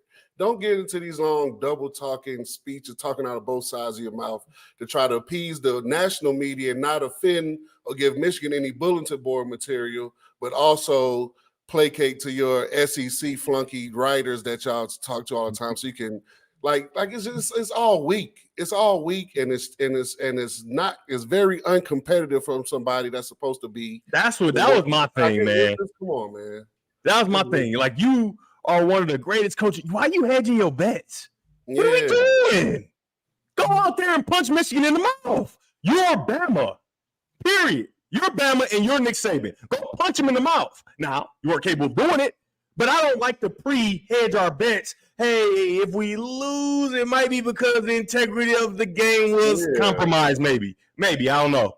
Like, come on, man. Now, I give them credit. They are a good team. Okay? Of course. Let me pump the brakes and not say it's not like Michigan just went out and beat up on some bums. No. And that the coaching staff is terrible. They got good coaches. Michigan just has better coaches. Michigan is more physical. Michigan has better players in a lot of respects. Even though theirs were ranked higher coming out. How many 5 stars did they have, Sam? Right. Michigan players have come and gotten developed to the point of being 5-star performers as opposed to just 5-star recruits. And the embodiment of everything that I'm talking about was the last play. And it took going back to rewatch. And then I asked Borges some questions. I said, man, they talking about an RPO being open on the screen. And I said, Al, I didn't see no RPO open while we were on the field. And so Al went back and watched. He said, I don't see anything open. It was, I said, there's a quarterback. It was a quarterback power with a bubble with a run control on it. Devin, they covered down on the bubble. It wasn't open. Yeah. They had 2 guys out there. Michigan had 3 defenders. You got a free guy there. Michigan was bringing Mikey off the edge. They run a power to that side. When the guard comes around, he didn't even see Mikey. He didn't even see Mikey. But let's say he saw Mikey and said, "Oh, I see color. I'm gonna get Mikey right now." Now the linebacker's free, one-on-one with Jalen Milroe. So you got an an unblocked guy on the bubble. You got an unblocked guy on Milroe. Out-coached. You got a schematic advantage coaching right now. And now we got the physical advantage too, Devin Gardner, because Josiah Stewart has just bench pressed your right tackle into the backfield. Oh, my goodness. They beat him physically as well. Yeah, that was super impressive. A lot of people are ignoring that part of the play, that Josiah Stewart literally took this grown man who walked the sidelines, 300-something pounds, trying to intimidate Michigan, and put him in the backfield and tripped the quarterback. The backside tackle. Come on, man. Hey, big fella was holding his lower leg. He wasn't even worried about the play after the. He don't even know. I would guarantee you still don't know what happened. laugh at the man injury at all, but I will laugh at the fact that he was like big time Michigan fan recruit during the whole thing, and then he winds up from Wisconsin, and then he goes to IMG, but he winds up at Bama. Like, come on, man, this could have been you getting developed in Michigan, right? So maybe that'll be part of the lure moving forward, especially if Michigan cashes in and goes out and beats this year's Joe Moore award-winning offensive line with a quarterback that can really get it done. So let's start digging into this matchup, fellas, which I meant to do a minute ago. Devin, when you watch Washington, tell me what you see. Tell me how handicap this matchup for us. I see Ohio State, right, and the style of play they played before this year, and to their credit, they were a little tougher this year, right? They didn't, and I think that kind of hurt them. They should probably leaned into what they had as far as their athletic ability and receivers on the outside and whatever, but they didn't. I think that Washington won't make that mistake. I think they'll lean into what they have been all season, and it's not to say they can't run the ball, right? Because remember, Ohio State a couple years ago with Henderson, they could run the ball, but that's not just who they were, right? And so for Washington, it's the same thing. They can run the ball. They have talented runners. That's not who they are. The one thing that I think they will do for sure on offense is they will lean into Michael Penix and his ability to run. I think they're going to lean into that. This is the last game. You won't play another down in college football after this. This is over, right? So all the injury, maybe we won't have our quarterback. Maybe it's a question mark. Can he stay healthy? That's out, right? We're going to do what we have to do to win the football game. And I think they'll lean heavily into Michael Penix, and I think he'll play well. Now, he hasn't seen a pass rush like Michigan. And the thing for Michigan, as much as they weren't worried about Bama, it's still Bama, right? So, and you don't know what you got against Bama till you line up against Bama. I think they have a renewed confidence, even more confidence than they had before. And when you get a confident team who also is capable of doing what they did against Bama, right? So you have the capability, plus you have the confidence in the knowing that you can do these things. I think it's a whole different animal, man. It's a whole different animal, and I think you're going to get an even better version of what we saw from the pass rush against Alabama against Washington. And I think that's going to present a lot of issues for Michael Penix in the pocket, right? Even though he can move around, he's going to be able to move around. It's going to put a lot of pressure on him that he hasn't seen this season, and I think that's going to be the difference in the game. I mean, I said it before the Bama game that the difference in the game will be up front. I didn't mention Graham, but I mentioned Grant because in the past, we didn't have these SEC defensive linemen. That was the problem. Up front, you just got mauled. It was just too much. It was overwhelming, right? And when you get in this game against Bama, you see, oh, Devin was right. It's a difference up front. This ain't the same old, you ain't eating enough bread and steak and potatoes. We going to move you out the way. You can play as much as you want, but we're going to move you out the way. We got better athletes. That isn't the case anymore. Like I said earlier in this segment, the playing field has been leveled, right? So it's great athletes everywhere. It's big dudes everywhere. It's powerful people. Herbert, the strength coach, has done an outstanding job of preparing these guys because to watch Stewart, who is almost half the size of a guy, bench press him into the backfield at the end of a game in overtime, right? So this is what you practice and play for in the wintertime, is getting ready for that extra. Because you don't know. It might not be 4. It might be 4 quarters, a couple more minutes, this. And for him to have that strength, that power at the end, he was better conditioned, he was better prepared, and he moved that grown man, that big old 330, 40-pound man in the backfield. Herbert needs an applause. He should have got some of those MVP shares and votes, right? And so when you have that, and now you get to almost take a step down and play what, in my opinion, is a conference that just isn't that violent. And you can look at Utah, but after Utah, there is no violence up front like that, right? You don't have that as much. They're going to have a decided advantage because of the confidence they have and the preparation they have to go up against this Joe Moore winning offensive line, and it's going to create some issues for Michael Penix. You preaching a sermon right now, you know that, right? Only thing missing is the cadence and the organ music, man. You know how when the preacher, when he hit his rhythm and the organ man, he don't tell the organ man just know. Oh, right. He just knows. breath. And then the preacher hear the organ. Oh, yeah. Then he really get into it. That's what you were just doing there, DJ. Sam, I don't like that you don't have an organ prepared. I don't like it. We need to just redo that whole thing. What are we doing? Because they put organ music behind me after the Ohio State game when I was at the bar. Now, why they put organ music behind me at the bar? And then YouTube flagged the video because of the organ music. Really? Man, you two act like they not billionaires. Like, come on, man. Y'all making all this bread. And y'all want to come after us for organ music? Come on, bro. Like, so Hey, anyway, Sam. I would have had They said, we know that organ. You ain't gonna be using that one. We know that one. so it's their offense. So the matchup that people are talking about, that you got your popcorn ready for, is their offense, which is elite. Kalen DeBoer said it when he was hired. He is that offense is going to be electric.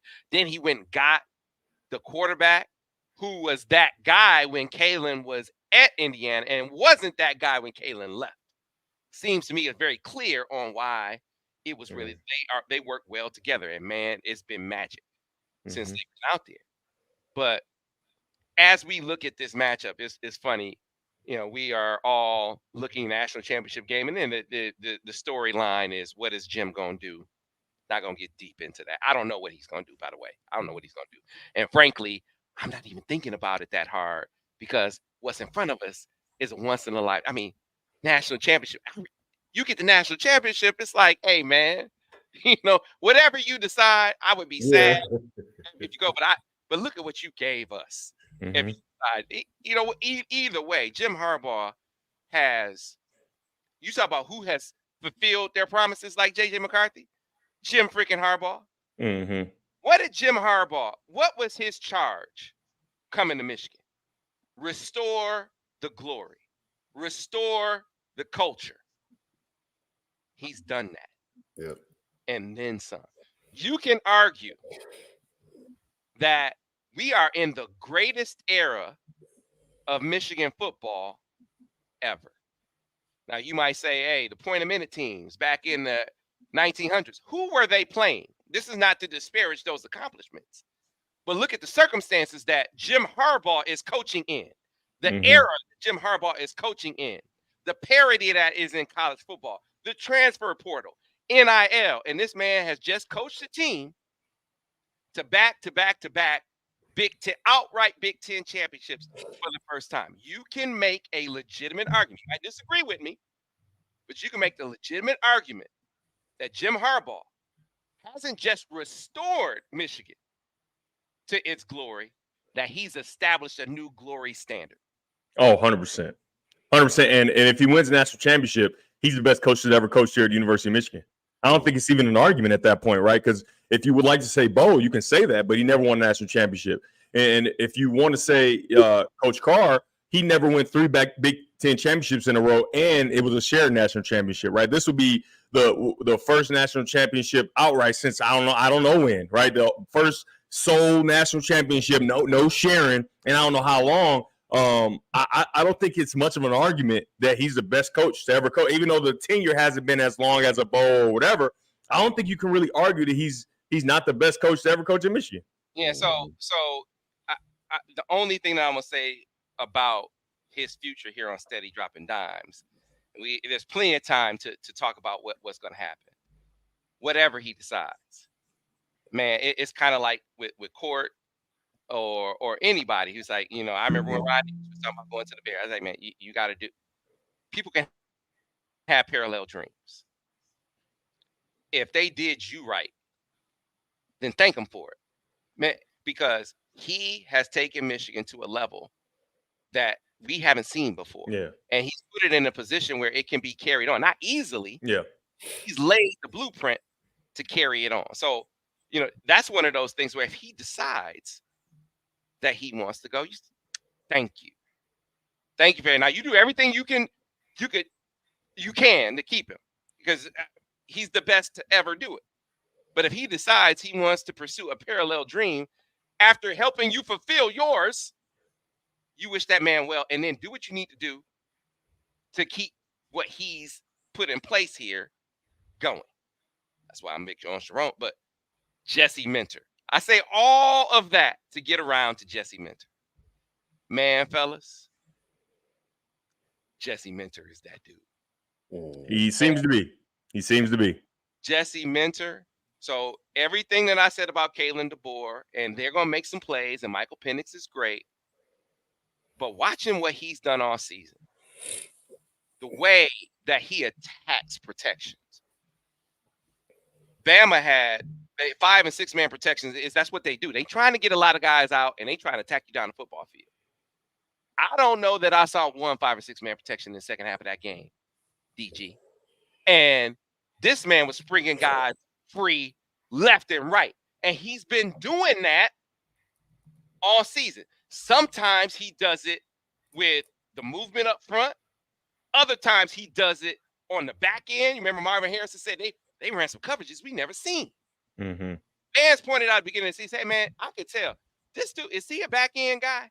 Like the way he coordinates a defense, he coordinates it from the perspective of a back end guy. But a lot of times with a back end guy, they don't really know the front and the movement up front, but he knows how to attack protections too. Mm-hmm. Like so the reason why I bring that up is if Jim were to go, man, Michigan, you better be in a bidding war for Jesse Minter.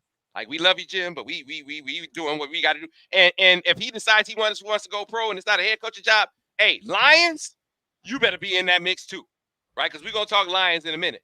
But the here and now, we got Jim Harbaugh right now, and we got Jesse Minter right now. And I like Jesse Minter in this matchup. And so talk about this, Devin, because one of the things that they do at Washington is get the ball out quick. To make pressure be a factor, how do you keep them from getting the ball out so quick all the time? Well, so the one thing, and I've talked to you about this before, and it's a thing that I think is going to be big in this game. Michael Penix isn't a tall guy, right? He's not a big guy.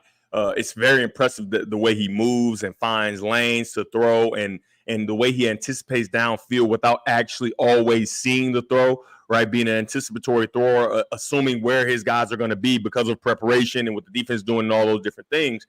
I think that when you rush, you got to get those hands up, because once you bat a couple balls, now it's like, okay, the quick getting the ball out, that's not something that's going to be conducive to success. And force him to throw the ball outside, right? And you force him to throw the ball quick outside, we can rally and tackle that, right? We got an extra defender on the sideline, and you can come inside out and make those tackles. But when you allow him to get in the middle of the field quickly, that's where you have issues, right? Because now it's a two-way go. You can go left, you can go right, and all those different things. So I think the push of the offensive line, right, collapsing the pocket, but making sure we're aware. He has one of the quickest releases in the history of college football, not just this year. Make sure we get hands up. And so now we get hands up, we start to get those double clutches, right? And as your hands are up and you're continuing to push the pocket, now you're in his lap, and it just makes quarterbacks uncomfortable. Starts to see ghosts, starts to see hands maybe going up when they actually weren't, right? And I think that that's a big part of the psyche of a quarterback, especially a little bit shorter quarterback who's made a lot of plays and relies on getting that ball out quickly. If you can do that, and you don't got to bat every single ball, but give the threat of it and a couple get batted, it's going to be a tough day, because now it's in your head, and now you start to run when you don't actually need to, right? Now you got guys to make those tackles, and you put a couple extra hits on Michael Penix. He hasn't been sacked, right? Only 44 times this entire what was it, his career? I think he's been sacked only 44 times. And that goes back to Indiana as well. If you let him feel that, I wonder who he is when he is sacked, right? Because you just don't know yet, because he hasn't been sacked much. And if you can start to get to him, bat balls down, you get to kind of find out who he is. And he could still be great, but, you know, he may not be. And that's what Michigan's looking for. But then you get up and you press him, and they say, okay, we're going to throw it up. We're going to hit you with a fade. Nah. And their dudes, 50-50 is more like 80-20 for them. Yeah, it has been, yeah.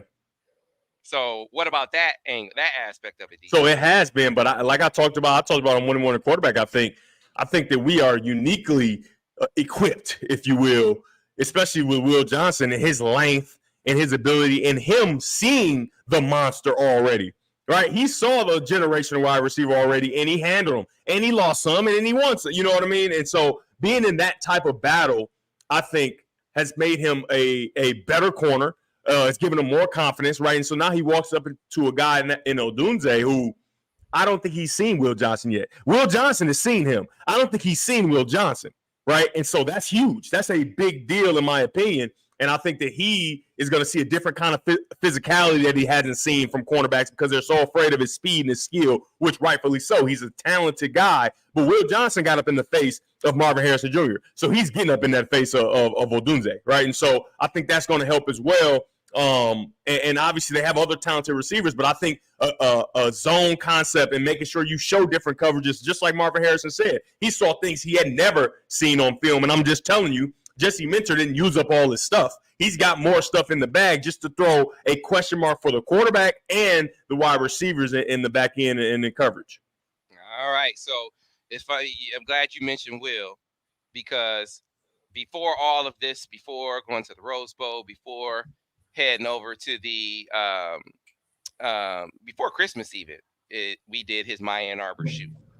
We talked about Ohio State. We talked about Marvin Harrison. He's just, the dude has a calm and a confidence about him that matches his talent. Yeah. And maybe you have that calm and confidence because of your talent, right? Yeah, They go hand in hand. And because of how hard he's worked, right? You've seen him work since he was a little kid going with the high school kids, right? And so the work he's put in has made him so talented. And that, obviously he got good genes too, right? His dad was, he's got good genes, but he's worked his way into being the player he is. And that gives him so much confidence, I believe. Right. And then he knows, what I liked about the Marvin Harrison matchup. Marvin Harrison made a play. He is that next play. Like, hey, man, I'm gonna make some too.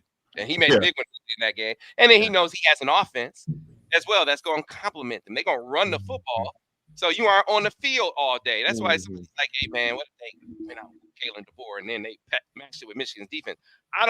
That would be a chart. I would be interested to see that, because I don't know that the style of offense that they play, that it really caters to the kind of defense that Michigan plays. But I don't think we'll ever find out, right? I think it would be wrong. I think what we will find out is how Will Johnson matches up with the Doomsday. I think we'll see that quite a bit. We got a chance to spend some time with him, finding out what he is like off the field, I should say, and the places he likes in Ann Arbor as part of his My Ann Arbor segment, or My Ann Arbor tour, courtesy of our friends at Destination Ann Arbor. So I'm going to give you a snippet of that right now. So let me go ahead. Drop that track. As we like to say.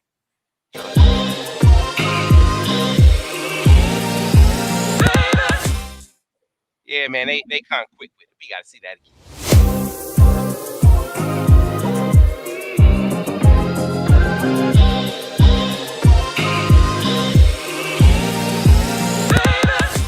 So we will be releasing the full episode tonight. That is the plan. And we went to 5 places with Will. We went to the Blue Leprechaun, where he did his toy drive, which is one of his spots in Ann Arbor that he likes. We went to Puffer Reds, right? Great clothing store in Ypsilanti, been trend setting in Washtenaw County since 1979. We made it over to the M-Den. They were almost sold out of Will's NIL merch. They were sold out of all the turnover busts. They didn't have any turnover busts there. One little kid was there, had Blake Corum's bobblehead, put it back, and went to get Will's. Right? Yeah. Hey, he said, "Gotta do what you gotta do." Will here. Right? Then we went to the Slurping Turtle. I told you it was crazy. X Golf. We went to X Golf. Got some swings in, man. It was tough, but I let myself be the object of ridicule for much like I let Devin call me two straps. Now I'm two straps everywhere I go. Will was like, man, you got to swing. You got to swing the golf. Will, I don't even play golf, man. He's like, you got to swing it in my video. I said, all right, man. I let myself be the object of ridicule for you. So I did. Yeah, I don't eat sushi. But he said, Sam, you got to eat some sushi. Was it as good as I said? Was it as good as I said?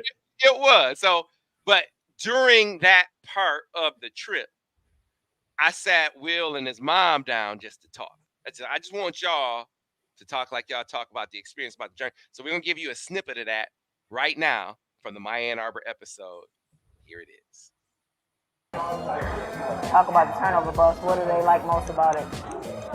I think they like most about it is obviously the glasses, but you think that the tradition, the blue lenses. Well, we got to talk about something that we on the low that's coming up next. I think what they like the most about it is like they can get involved with us by wearing these when we throw ours on too on the sideline. So right. It's probably the way, to feel involved, feel part of what we got going on too. So in our family, we've had a tradition. We've hosted the mid-year freshmen at our house for Christmas and Thanksgiving. So this past Thanksgiving, we had Colston Loveland, we had Tyler Morris, we had Alex Orgy, we had Keon Sapp, and one of the activities that I had them do was to talk what was their noble why they wanted to be OSU. And I got it from Sheila Ford from the Lions, and she talked about, you know, it wasn't just about winning for the sake of winning. It was about bringing the city together. So I wanted to know, you know, with this Michigan versus everybody, like, what is your real noble why? Like, why do you guys at that time want to beat OSU? Obviously now it would be why you want to beat Bama, but tell me a little bit about some of the responses your teammates had, like Colston or Alex. Yeah. I think Colston and Alex, I think they're just more just like doing it for our culture, doing it for the people of Michigan, the people before us. I mean, even with this Alabama game, they still really not respecting us. We're the number one team in the country, and I think we're voted to lose this game. So really just doing it for our culture, doing it for people that's going to come up next behind us. That's really the biggest thing, Michigan versus everybody, just trying to set that standard for our program. Right. And I remember Colston kind of making a nice remark about, you know, and Alex as well, that, you know, it's not necessarily about versus everybody. It's like us coming together and united. So we broke down the huddle at Thanksgiving. We said, us on three. Us on three. 1, 2, 3, us. Because it's really about us. So I thought that was, people don't really know how close you guys are as a team. And that's something. Can you talk about like how you guys are bonded? And yeah, I mean, we're really, you can't really even describe it, how close we are, how we're really all brothers. It sounds cliche, but we really are all brothers. Here with Toshki from Slurpin' Turtle. So first of all, you were telling us what the name is all about. So formally, as we're talking about it, where does the name, what does it refer to? Slurping is kind of what we want to hear when we're all eating ramen. You want to just slurp it, basically inhale the noodles. You want to make sure they're hot. You want to make sure the noodles aren't soggy, so you want to eat them as quick as possible. But also when you eat them that fast, the soup sticks to those noodles, and that's why you kind of get that slurping noise of it. Turtle, more so about like our longevity of business and all that kind of stuff. You know, just making sure that we're paying respects and make sure that we're doing everything that we can to be here for a long time. Right. So tell me the story. You said that someone watched one of our shows. Yeah. So he came in from Oklahoma. I hope that he hears this because he literally came in maybe 3 hours after I got a message from my supervisor asking me if we can do this whole thing with you. And he came in, he had this carry-on on, and he said he got off the plane meeting friends in a neighboring city in Chelsea, and that he flew in from Oklahoma just to try, or he needed to try our food. And the reason he heard it, or he knew about us, is because of your podcast. He like religiously listens to your podcast, even all the way in Oklahoma, probably just, you know, missing the Michigan vibes.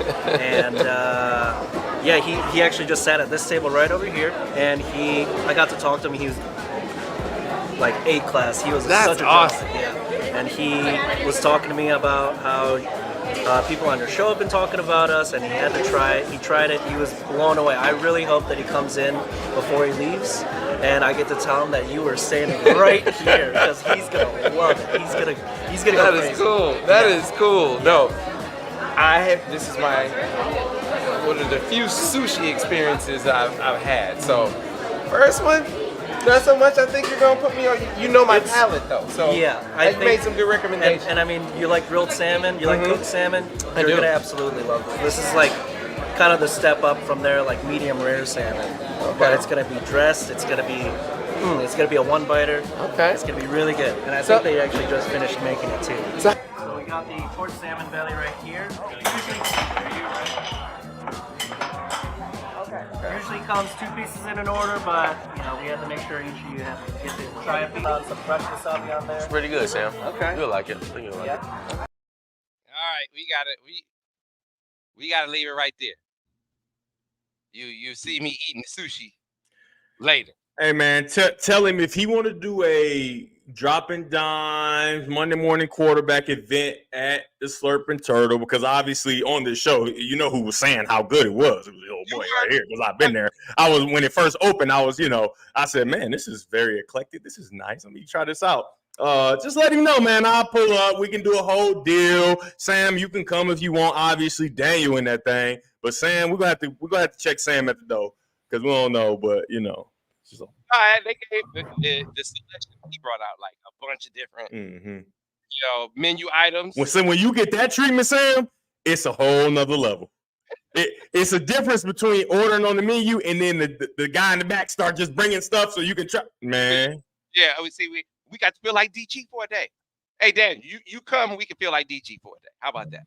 Right? That sounds good to me. DG and we get treated different. I don't know what I get to deserve this. I don't know what I did. I've done nothing to deserve these attacks that I get on the show. It's not an attack, but I will say this, and be on the lookout for the full episode. It was fantastic to do. It gives you, like, what I like to do is let you see the guys from my perspective, the way I get to. I like to get the fans. So, like, you guys know Devin and Daniel now, right? Because they're in the media, they've been removed from their playing days, but you probably didn't know them as well during their playing days. What if you could have known them like this back then, right? It just, in a way, it makes you appreciate their successes more. And then it makes you be a little more understanding of failures are the wrong thing, but wrong is, when they don't have success.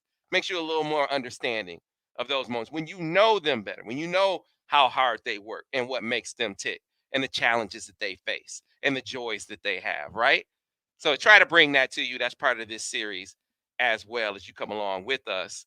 But we have to, what we just did with Will, this crew, the Droppin Dimes crew, we have to do now. So it's just so hard to schedule it timing wise with the season going on. And so now that we're coming upon coming to the end of the season, it's going to be time to do ours. And what I want to do is I want us to go out for a Lions playoff game, probably the opening round, because I think it would be fire. Be on the lookout for the My Ann Arbor episode with Will Johnson to release later tonight. Show him some love, show him some support. He was the first one to do it, and there are going to be many, many more coming up. And so that was this week's episode of Steady Droppin Dimes, your tour guides to all things Ann Arbor. See, this was an innovative idea. They want to show you the places in Ann Arbor. How did they turn your attention to it? Use the student athletes. People want to know what they do and where they go anyway. This is a great tour guide. Your tour guides, get a great tour guide to give the tours for you. That's what these student athletes will do. Hey, Sam, I got a request. Shoot. At 1:39 p.m., there was a comment. His name's Anwar Williams. I need you to go put that on the screen real quick. 1:39 p.m. It's Anwar Williams. I need to put that up on the screen real quick. 1:39 p.m., please. Sometimes you gotta let them know. Sometimes you gotta let them know.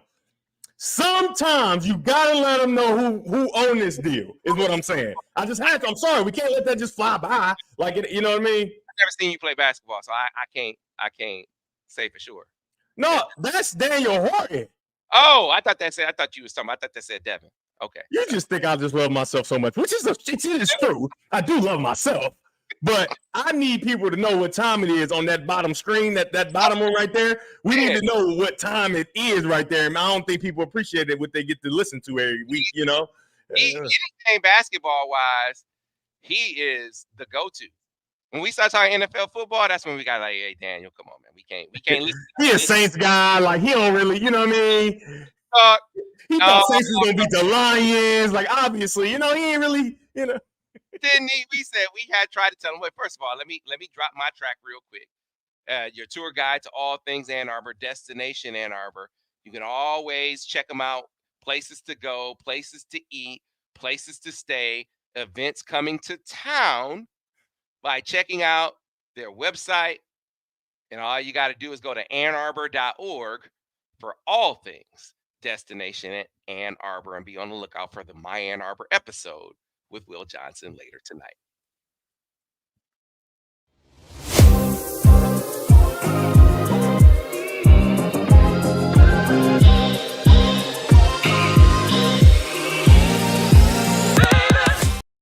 All right. right, so my Lions got screwed. I mean, that was the part, because I know we going long. We got to get this Lions part in, because I need to let my man Sean Duvall know at Golden Limo, who made it out. I had another first experience. We went to this place out in Santa Monica that he took us to, where it was all like a group setting where they brought all the different courses to the table, and it was like you tried a bunch of different things and different kinds of wine, and it was tremendous out there with Sean Duvall and his lovely wife Alina and a bunch of Michigan fans. So shout out to them. It was a great time. Hey Sean, crew's coming to town. We're gonna do a my Ann Arbor tour. We need to have the party bus take us to a Lions watch party. Now, the Lions, unfortunately, are likely the 3rd seed in the playoffs. They've already clinched the NFC North. That's done. But by virtue of the loss to the Cowboys, the Lions are the 3. The loss to the Cowboys, and then the Eagles lose to the Cardinals, which is, come on, Eagles. Come on, man. If the Eagles just win the division, we straight. At least we aren't at a deficit compared to the Cowboys. But now, the team that the Lions got cheated against, if they had to face one another in the playoffs, the Lions would have to play in Dallas again. That is ridiculous. And let me shout Sean Duvall out, who, I mean, listen, when it comes to transportation needs, there are none better. No better transportation service in Southeast Michigan than Golden Limo. I've experienced it. Devin's experienced it. The Michigan football team, when they go places, the Michigan band, when they go places, they ride on goldenlimo.com. It was Sean who said to me, he said, do you realize the impact that referee said that they had? Yeah, they had on the Lions. Do you realize the effect they had on business in Southeast Michigan? Do you know what it means to me in Golden Limo to have a home playoff game? The economic impact of that on me and other business owners in Southeast Michigan? Can you quantify that, Sam? So he said, this is not just a game. They cost the state of Michigan and the region of Southeast Michigan millions of dollars by cheating them with that call. That's not a small thing, fellas. And I think it's a great point to make. Like, hey, man, now you can't just make them. This is why talking about referees making mistakes. Like I said this before, Devin, Daniel, you see officials all the time. They're human beings, right? Like, y'all make mistakes on the field or court. But y'all can't make mistakes. Y'all get criticized for your mistakes. You get benched for your mistake. What about these officials? Y'all human too. Why don't y'all get the pass that these officials get? We just supposed to, it happen, mistakes happen. Not when it's a player, not when it's a coach. Why, when an official makes a mistake, it's like, human error. Man, hell no, they're not the only humans out there. So if everyone else is accountable, why can't officials be accountable too? I think it's kind of ridiculous. I think that though, even though that happened, I think it's going to be it's like you said earlier, tripping up the stairs. I think it's tripping up the stairs because the Cowboys have a false sense of security from it. And I think the Lions, their whole thing has kind of been nobody believes in us, that kind of chip on the shoulder thing. And now it's just like, oh, now you can really truly sell. Even the NFL is against us. We can really band together. And obviously, they're going to get the one home playoff game for winning the division. But I think the Lions might have tripped up the stairs because you would much rather have that type of call then rather than having it later.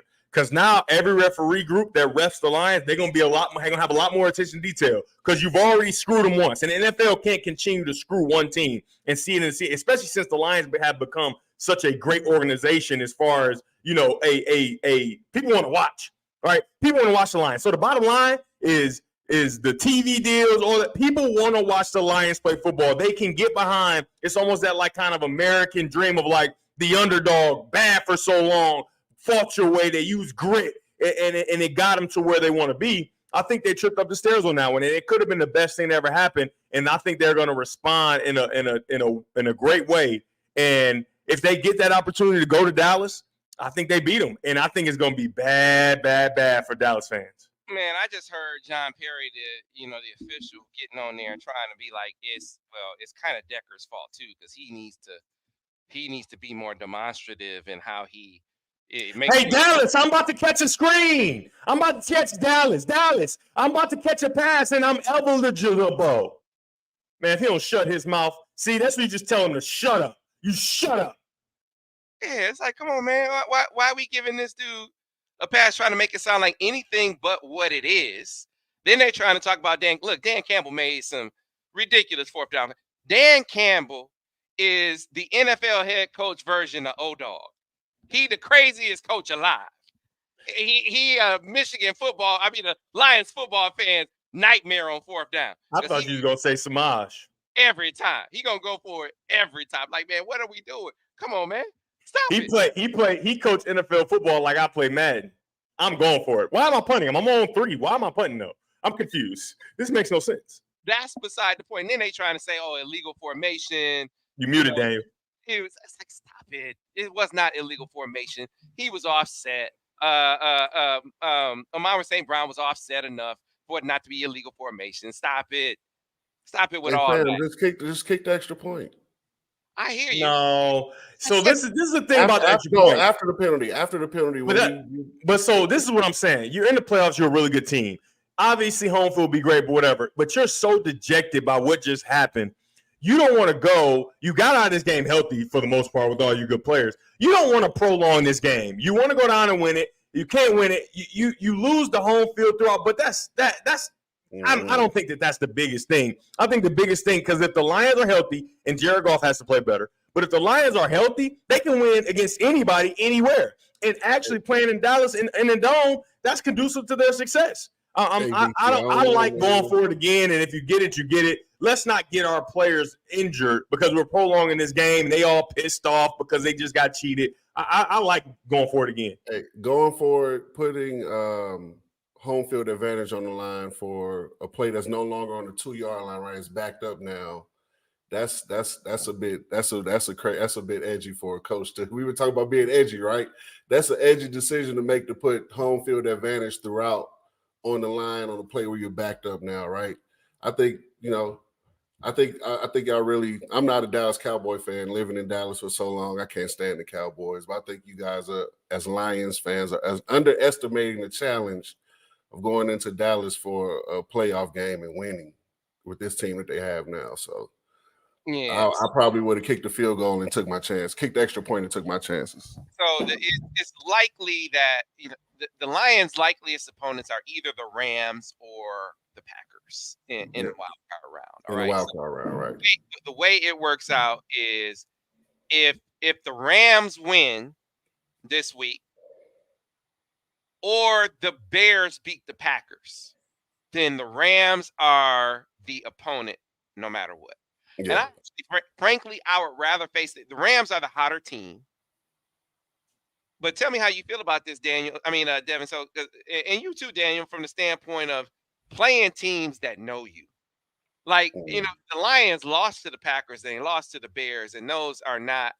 I look at some of the teams they beat. Like, I think the Cowboys are better than both of those teams. I'm counting the Cowboys as the team that the Lions beat. And I'm like, but why do those teams play the Lions better? They see them all the time. They know the personnel, they know the tendencies. I would rather face the team that doesn't know me as well. I'd rather face Matthew Stafford, Devin.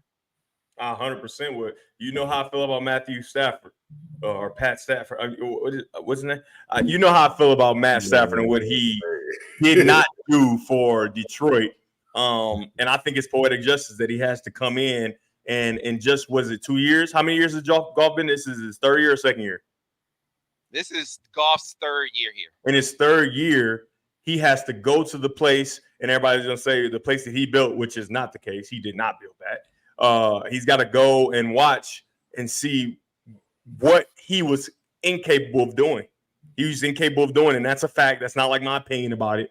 The facts are he was incapable after being a number one pick after 12 years, I think it was. He was incapable of winning a single playoff game, and it's fitting that he would have to go back to that very place where so much disappointment was handed out that he has to go back there and lose in Detroit. Yeah, man. I'm with you. I'd rather face him. But the scenario for the Packers, if the Packers beat the Bears, first of all, the Packers are playing for their playoff lives. Like just like last year when they played the Lions and they lost, that took them out the playoffs. If they lose to the Bears, the Packers are out. They beat the Bears, they're in, and they are the 6th seed. And the Lions will get them. So, one of those things that has to happen for the Rams to be it. They got to win, and the Bears have to win. The Bears have to beat the Packers. If the Packers win, they're the opponent. Or this is another one. If the Rams lose, if the 49ers beat the Rams, which I don't even ain't nobody playing. I think Carson Wentz playing for the Rams, so he might lose. Yeah, ain't nobody playing for the 49ers either. Everybody, but it's Carson Wentz. Hey, it's a scenario you overlooking. I think you're doing it because you know who it involves. What the Saints? Yeah.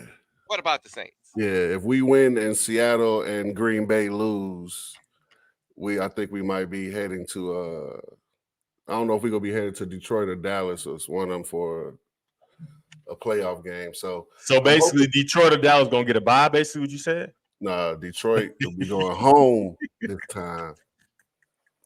So hopefully we get a second shot at somebody. Because I knew this was gonna come up. Saints have to beat the Falcons. Yeah. Bears have to beat the Packers. The Cardinals have to beat the Seahawks. And the Bucks have to beat the Panthers. That's how much help y'all need. All of those are gonna happen. Those are all favorites. Yeah, that's like an 8-leg parlay. That's all favorites. You should see my parlays. My parlays is terrible. The Bucks are favored to beat the Panthers, the 2-win Panthers. We're gonna beat the Falcons. And what was the other two you said? The Bears have won like 5 in a row, right? 4 in a row. They gonna beat the Packers too. Sorry, Daniel. Hey man, it's a long shot, Daniel. Y'all just get ready to see the Saints again. How about that? Let's get the Rams. I want to see the Cowboys again. Like I love JD. Jordan Lewis, he had himself a game. So JD He did. After the game, he was like, "Hey man, you got to report. Y'all don't know ball." I was like, "Hold up, bro." He went over there and reported. Like what? Like okay, you get your flowers, but stop it, man. Let's not act like y'all didn't get lucky. Y'all got lucky in that game because let's close with this. TG, you revised your opinion on Michael Penix. Are you ready to revise? Are you going to put it on the table to revise your opinion to Jameson Williams? Not just yet. I thought he was a really good player, but he hasn't proven to have those great sure hands yet, right? I thought he's fast and he was going to help the team. Yeah. I said put it on the table because you were speaking in real definitive terms before, like he's never going to live up to being what we thought he was going to be. Are you at least willing to put it on the table that he could wind up being that good eventually? I wouldn't say never, but I wouldn't say could either. I would just be in between. I would just ride this out until he makes some plays that matter, right? Because all the plays you make at this point. You said, what'd you say? Only plays made was the reverse against the Saints. What do you see? You sounded like Danny Cannell and all them dudes who didn't watch. You ain't see that man put his foot in the ground against the Cowboys and was gone. Nah, definitely made it. Definitely. Underthrow. Like, throw it as far as you can, dog. Because he gonna run up. Yeah. He's gone. They was like, oh man, it was Ryan Bland too. I mean, I love that he's gotten comfortable and that he's shown the flashes that he's capable of. You know what I mean? But let's just wait it out now. He's shown a lot more of the other stuff. So, you know what I mean? Let's give him a chance to do his thing. And once he do, I'm king. If I was wrong, I was wrong. But that, I wasn't wrong. He did improve, right? So I was 100% right. He couldn't stop dropping balls. He didn't know where to put his hands. There was a lot going on. He was in the city acting crazy. You can't go in the city going to the Conies and crazy, carrying on at nighttime. What are you doing? You don't know where you're at, right? But if he turns that thing around, I'm king. Get on the table and say it, Get on the train. Well, fellas, we went super long. This was a marathon session. It was fitting. We had to give the people what they want. We missed them. They missed us, Yeah, Michigan going to the national championship. The Lions going to the playoffs. We had to get y'all what y'all wanted, what y'all needed. We're going to be doing previews tomorrow. I'm going to go down to Radio Row and do a live Washington preview. Do you know Al Borges just watched every Washington game? Wow. I thought you would have been did that. Every Washington game. I think Vance did 6 games. of the Washington offense. And so I'm going to go down the radio row and we're going to do a preview of the Washington offense, or first the Washington defense versus the Michigan offense tomorrow at noon on a live. And then tomorrow at 2 o'clock, Vance is actually coming to Houston, to Radio Row, to sit down with me to break down the Michigan defense versus the Washington offense. You get your popcorn ready because he's broken them down. Just like he did Bama, told you exactly how to attack them. Our dudes, here's what I'm appreciative of. I got Daniel, I got Devin, I got Vance, I got Al. There is nobody breaking down Michigan like us. Nobody. Anywhere. It's not even close. I got dudes. I don't think there's anybody breaking down any specific team like we are. Not at all. Like, not just Michigan. There's nobody breaking down their respective team the way that we're doing it, right? And the knowledge that we got to kind of have from all different, kind of perspectives. I think that it's nothing like it for sure. All right. Sam really don't even need us no more, honestly. That's not true. My crew, I need my crew. I was telling Al yesterday. He's like, oh man. It's like, dog, I couldn't do that without my Hold on, fam. Hey, before you go, when you get down to Houston, don't let Vance or none of them people down there tell you that gumbo and see all that seafood stuff there. That's migrated from New Orleans, okay? So make sure you remind them of that if you get down there and they start offering you that stuff. All right, just keep it in mind. Steve Horn said, nobody. Nobody. Sam, did we just do that at the same time? Did that at the same time? I bet we've been together too long. We gotta get off of this. We can't be here no more. I'm done with Droppin Dimes. I'm done. I'm out. Tell my Ann Arbor. I'm sorry. I can't do it no more. Destination Ann Arbor. I love you. I appreciate it, but I can't work with him no more. We are done. Y'all boys synced up. We love Droppin Dimes. We love y'all. We'll see you next time. Thanks for watching. Thanks to our friends at Destination Ann Arbor. Let everybody know we back up. And we'll see you next time on the next edition of Steady Droppin Dimes.